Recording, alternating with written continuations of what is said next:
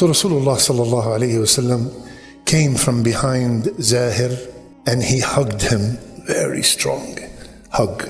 And another narration, he covered his eyes. Zahir, arsilni, man hadha? Let me go, who's this? And then Rasul sallallahu alayhi wasallam said, man yashtari hadha al-abd? Who will buy this slave? When he heard his voice, he recognized it is Rasulullah sallallahu alayhi wasallam. So he started rubbing his back in the chest of Rasulullah sallallahu alayhi wasallam to get the barakah of Rasulullah. Man yashtari hadha al-abd? Who will buy this slave? So Zahir said, Ya Rasulullah, innaka latajiduni kasidan. You're gonna find me worthless. No one will buy me. My dear respected beloved brothers and sisters, I ask Allah Azza wa Jal, who gathered us in this masjid, to gather us Yawm al-Qiyamah with Sayyid al-Mursaleen Muhammad sallallahu alayhi wa sallam. Ameen ya Rabbil Alameen. Allahumma harrim hadhihi al-wujuh al-tahira an al-nar. May Allah keep all these beautiful, pure faces away from the hellfire. There was a Bedouin who used to come and visit Rasulullah sallallahu alayhi wa sallam. And every time he comes, he used to bring gifts with him to Rasulullah sallallahu alayhi wasallam from the Badia, from the desert, things that they do not have in Medina. And in return, Rasulullah sallallahu alayhi wasallam used to give him things that they have in the Medina and they do not have in the Badia. To the level that Rasulullah sallallahu alayhi wasallam said, Zahiran badiyatuna wa nahnu hadiruh. His name was Zahir ibn Haram. And Rasulullah ﷺ, he used to say, Zahir is our desert and we are his city. In the hadith, it says that Zahir was not good looking at all. Kana dhamiman. He was not good looking at all. And Rasulullah ﷺ used to love him a lot.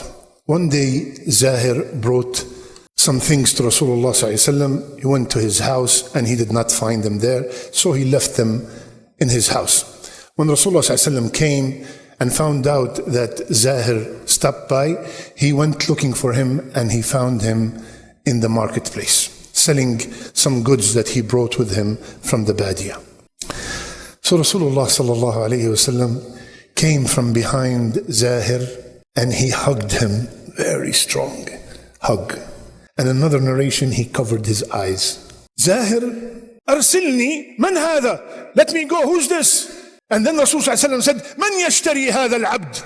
Who will buy the slave? When he heard his voice, he recognized it is Rasulullah sallallahu alayhi wa sallam. So he started rubbing his back in the chest of Rasulullah sallallahu alayhi wa sallam to get the barakah of Rasulullah. Man yashtari hadha al-abd? Who will buy the slave? So Zahir said, Ya Rasulullah, innaka latajiduni kasidan. You're gonna find me worthless. No one will buy me. So Rasulullah sallallahu alayhi wa sallam, he said, وَلَكِنَّكَ عِنْدَ اللَّهِ غَالٍ. But you are so precious in the sight of Allah. But you are so precious in the sight of Allah. My brothers and sisters, just a couple of lessons from this beautiful hadith. First, look at the treatment of the leader to his people. Look at the treatment of the leader to his people. You can imagine how many people were there in the marketplace witnessing this event. And it shows you how loving and caring and kind and sympathetic and empathetic is Rasulullah sallallahu alayhi wa sallam. Every one of us is leader somehow. The Imam is the leader of his community. The principal is leader of his school. The teacher is the leader of his classroom. And you, the parent, are the leaders in your household. How's your treatment to your people of the household where you are assigned a leader? When was the last time a sister came to me, 18 years old, and she said, ask my parents, when was the last time they said, I love you? When was the last time you told your daughter, I love you? You told your son, I love you. You hugged them, you kissed them on the forehead. You sat down with them, you spent time with them. You joked around with them. Don't tell me I'm busy. You're not busier than this Imam. He's not just an Imam. He's the Imam of the Mursaleen. He's the Mufti of all Muftis. He's the leader of the Muslim Ummah. He's generating, establishing Islam. There's no one busier than him. And he could have waited for Zahir and said, you know what, I will see him at Maghrib, I will see him on Isha and thank him. No, look at the akhlaq, look at the manners that he's teaching us, alayhi salatu wasalam. He went to the marketplace in front of everybody to demonstrate his love to Zahir. Look at the akhlaq of the leader. My brothers and sisters, spend time with your children.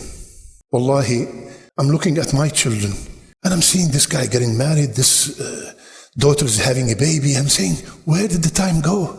Wallahi, trust me, my brothers and sisters with 6, 7, 8-year-old kids or less, or a little bit more, you're going to see the time disappear. That 8 years old does not come back again. That 6 years old does not come back again. Enjoy it. Let them remember, my father used to do this. My mother used to do this. What would they remember about you? If you drop dead today, tomorrow, what would your children remember about you? How much dua are they going to make for you? What is the memory that me and you left? My father used to take me to Fajr every day. Imagine that is the thing that you left with your son. And then he grows up and he has his own child. And he takes his hand of the child and he goes to the masjid and he tells his son, my son, your grandfather used to do the same thing with me. Let's make dua for him. Is that the case, ya akhi? Or all your focus, you have to become a doctor. Doesn't matter if you pray, you don't pray. Doesn't matter. All your concern is dunya matters. That's all you care about. You let them sleep when Fajr time comes, but you wake them up severely when there is a test or there is exam or there's an interview. And we all know none of the questions of the grave is what degree do you have. My brothers and sisters, spend time with your wife. Spend time with your spouse. Your children has a right upon you. It's not, you're not doing them a favor. They have a right upon you. Your spouse has a right upon you. Your parents have a right upon you. They have a right. And when you go visit your parents to show them that you love them, I noticed that many of the parents come to me and say, yeah, she comes and visits me. Yeah, he does come and visit me at least once a week or maybe more. But wallahi, ya Sheikh, don't tell him. And I'm telling you, he's always on the phone. He's sitting with me, but he's not with me. As if we are doing our parents a favor. I came, done, check. Is this what they want? They want to listen to your news. They want to hear about you. They want to be in your life. They want to hear every small detail which you think it doesn't mean anything. It's huge to them.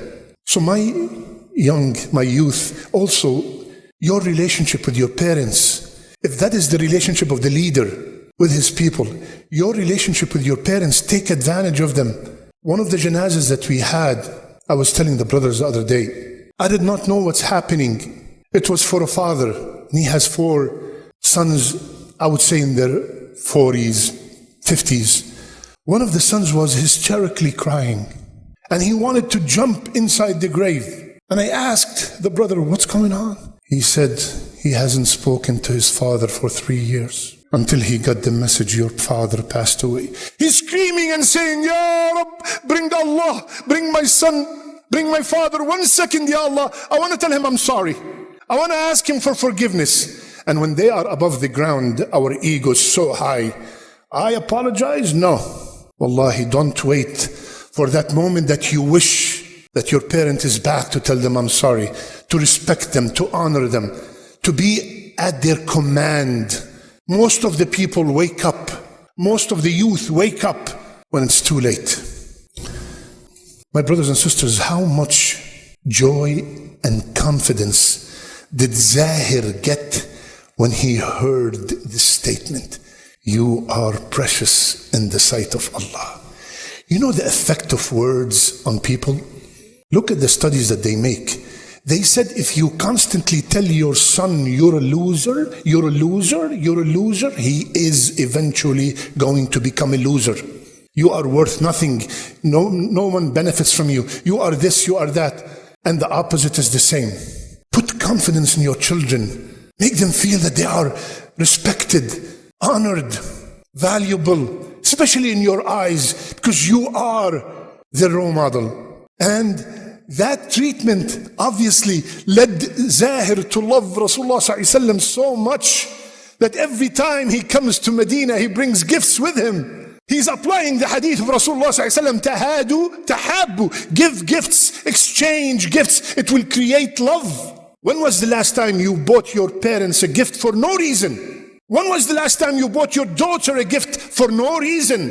When was the last time you bought your spouse a gift for no reason? Apply this, ya akhi. You want love and peace and harmony in your household? Rasulullah ﷺ gave us the formula. Tahadu, tahabbu. Give gifts. It will create love. Who does not like a gift? Especially for no reason whatsoever. My brothers and sisters, the second point that we learn from this hadith, from that statement, you are precious in the sight of Allah, that it does not matter. It did not matter how Zahir looked like.